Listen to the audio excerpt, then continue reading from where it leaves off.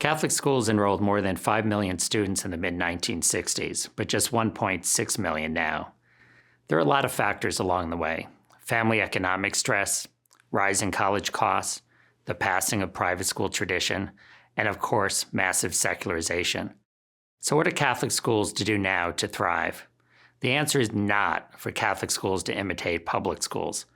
While Catholic schools strive for excellence in the formation of the whole person, importantly in partnership with parents, the core purpose of Catholic schools is to teach our faith. And after all, why should parents pay tuition to a Catholic school if it's indistinguishable from a free public school? The stakes are high, really high.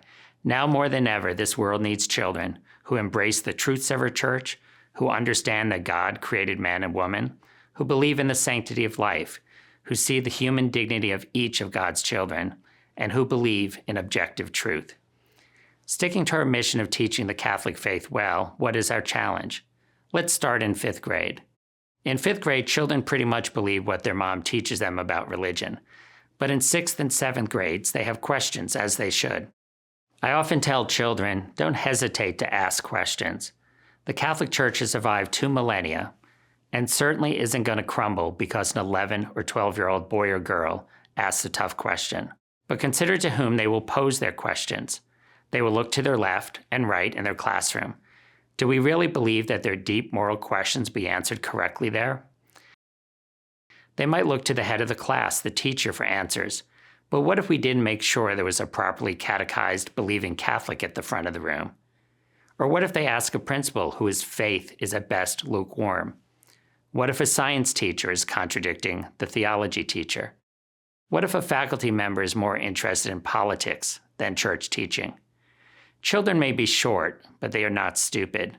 They can see the contradictions and the hypocrisy. It's our obligation to make sure that we create a faithful environment in which a parent can be assured that their child's Catholic faith will be retained, if not deepened, but definitely never destroyed.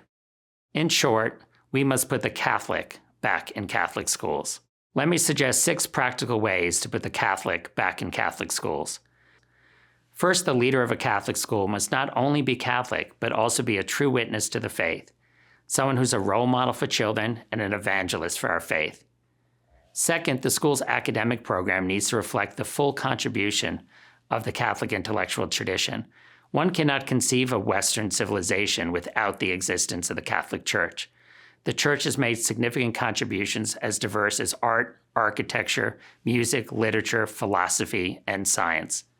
A Catholic school in which the only Catholic aspect of the curriculum is the daily religion class is treating Catholicism as a mere footnote to the day. This approach doesn't do justice to the Catholic contribution to culture and to the history of the world. Effectively, these schools are turning over the rest of the day to secularism. Third, the faculty of the school needs to be comprised of accomplished individuals who represent the faith in the words, but also in the lives they lead.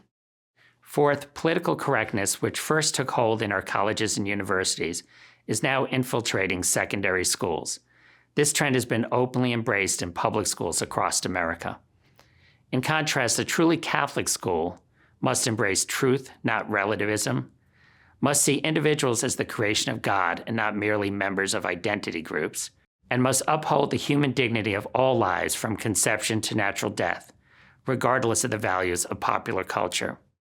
Fifth, ideally a Catholic school needs to take steps to ensure that children are given the opportunity to build positive relationships with seminarians, priests, and religious brothers and sisters.